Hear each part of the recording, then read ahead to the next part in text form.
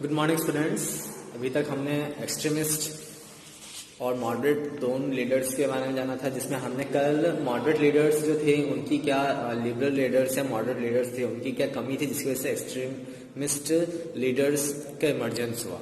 Okay, और उसके साथ साथ हमने कारण पढ़े थे किस वजह से जो है ये एक्सट्रीमिस्ट लीडर्स का इमरजेंस हुआ। ओके, जिसमें हमने 7 से 8 कारण हमने पढ़े थे, उसका हमने एक्सप्लेनेशन भी कर दिया था।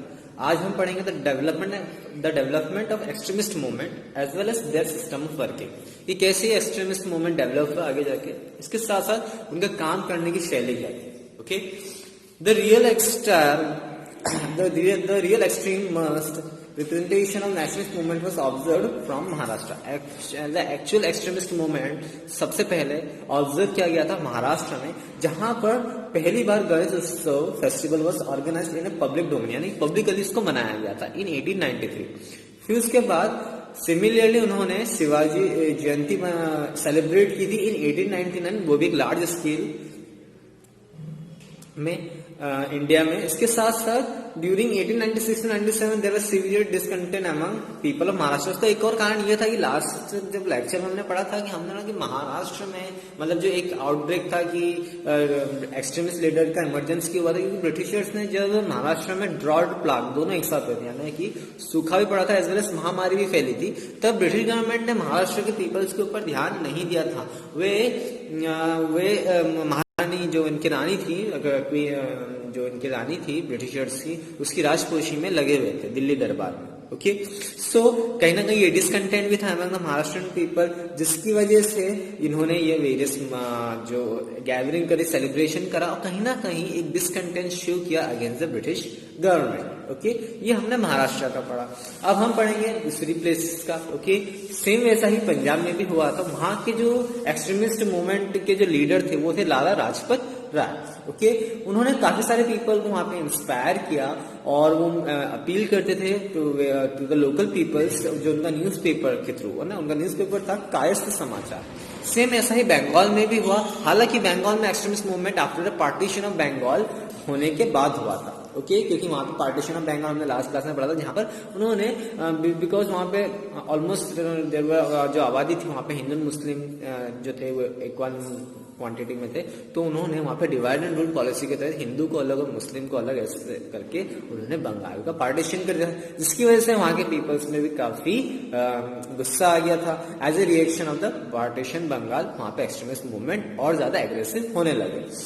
Public meetings were conducted and protests were started against the partition of Bengal, और एज ए रिजल्ट वहां पे पब्लिक मीटिंग्स होने लग गई, प्रोटेस्ट होने लगे कि आपने बंगाल पार्टीशन करा है तो आप इसको रोकिए, या फिर जो भी आपने बंगाल पार्टीशन किया उसके अगेंस्ट उन्होंने प्रोटेस्ट किया। उनमें बिपिन चंद्र पाल जो थे वो कहीं ना कहीं बंगाल में हेड थे। Bipin Chandra Pal went on a nationwide tour to awake the Indians the British rule, और उसी दौरान बिपिन चंद्र पाल जो कि बंगाल में means basically was leading from the Bengal front, तो उन्होंने पूरे इंडिया का टूर किया ताकि पीपल्स जो है उनको अवेक किया जाए for against the British rule. Okay, then Indian newspaper and magazine also contributed significantly in promoting extremist movement, और इसी तरह जो इंडियन न्यूज़पेपर और मैगजीन्स थी उन्होंने भी काफी प्रमोट किया इन एक्सट्रीमिस्ट मूवमेंट को। Okay, the mode of working of extremist leader was quite different from that of moderates. अब इनकी वर्किंग की किस तरीके से या किस शैली में काम करते थे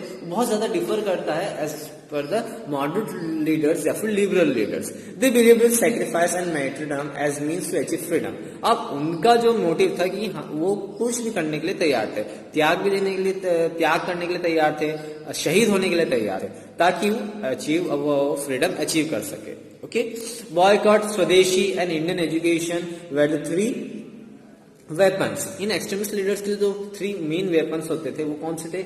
एक तो बॉयकॉट मूवमेंट, फिर स्वदेशी, फिर इंडियन एजुकेशन पे एम्फेसिस करना। ये कहीं ना कहीं इनके 3 मेन हथियार हुआ करते थे, which is used for the freedom for the British places, जो कि ये लोग यूज करते थे for the freedom of our India. These leaders use the word Swadeshi or self-governance in a different connotation. By self-governance, they not only meant obtaining the political right but also establishing a political system which would have the Indian to progress. अब इनका स्वदेशी जो नारा होता था या self governance का नारा होता था वो केवल सिर्फ पॉलिटिकल राइट्स अचीव करने के लिए ही नहीं होता था, इंडियंस के फेवर में, इंडियन की प्रोग्रेस के फेवर में उनको पॉलिटिकल राइट्स, स्वदेशी या फिर सेल्फ गवर्नेंस चाहिए थी. The extremists or the radical nationalists were staunch supporters of boycott and self-rule. By boycott, they not only mean to boycott the foreign good, but also the boycott of government jobs, institution and awards. अब boycott जो उन्होंने word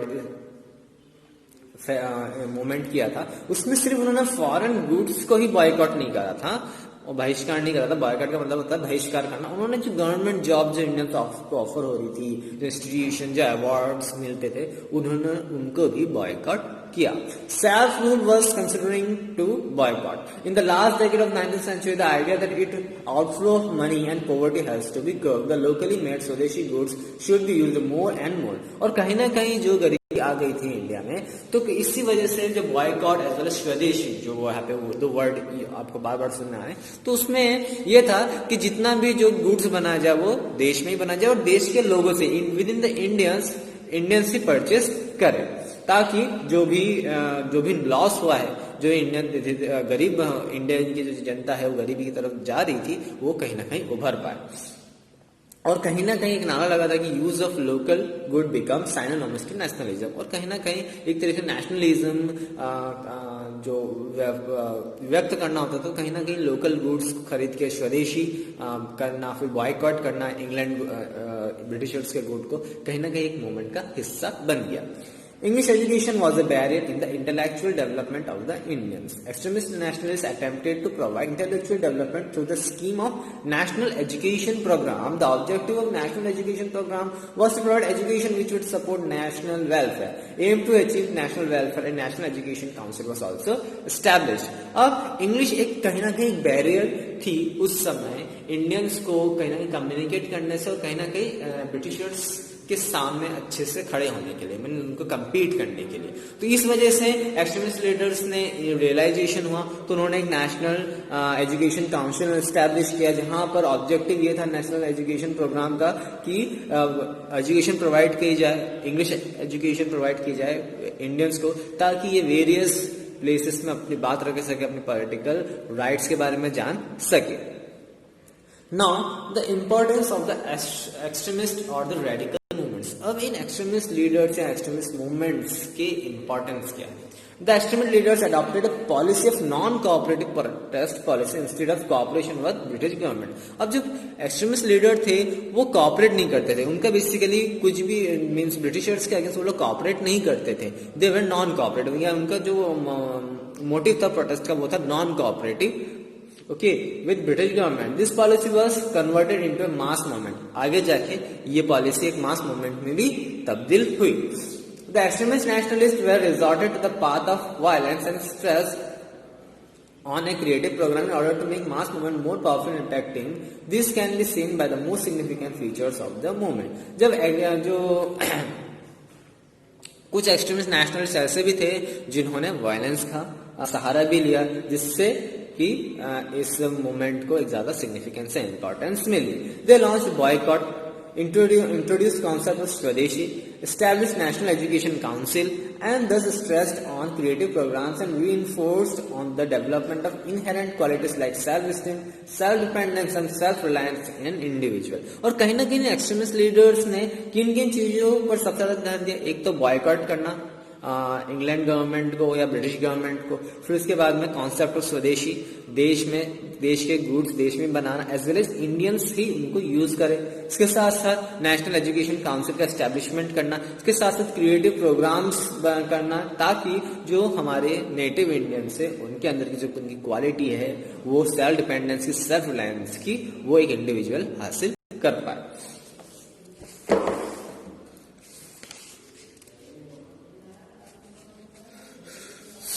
अब हम पढ़ेंगे the main leaders of extremist nationalism.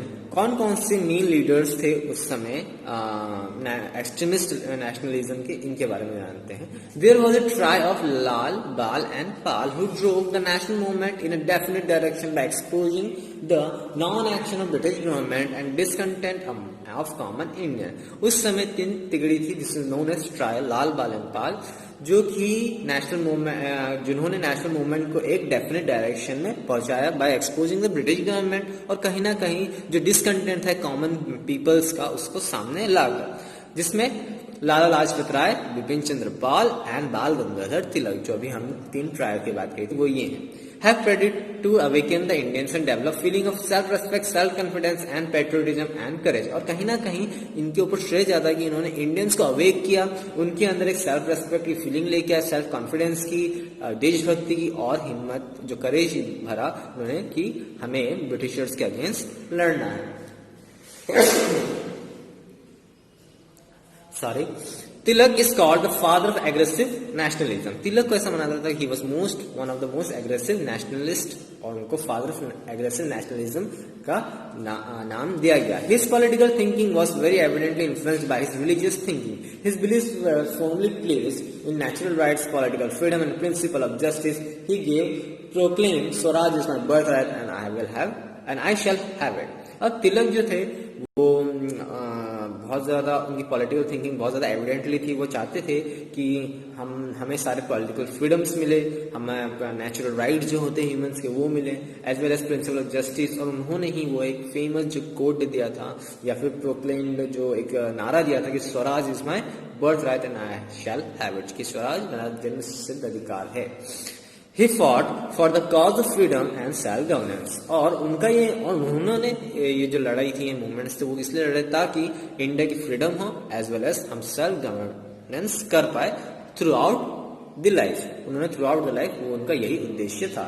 He inspired the youngsters to struggle fearlessly and to prepare for sacrifice for the country। उन्होंने काफी सारे youngsters को इंस्पायर किया था कि हमें स्ट्रगल करना है बिना डरे, और अगर सैक्रिफाइस भी देना पड़े देश के लिए तो देना पड़ेगा।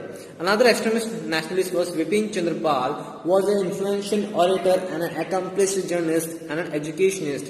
He voiced his opinion through New India and Vande Mataram. Partition of Bengal was instrumental in drawing his thinking towards radical nationalism, which Bipin Chandra Pal played a major role in national awakening in Bengal। Bengal में जो national awakening का जो सबसे बड़ा role था वो था Vipin Chandra Pal. Okay, उन्होंने बहुत ज्यादा ओपिनियंस अपने दिए with new India and Vande Mataram. हालांकि partition of Bengal was a major boost था कि उन्होंने बहुत सारे पीपल्स को वहां पे अवेक किया। Then Lala Lajpat Rai was against the moderate thinking and action in Congress.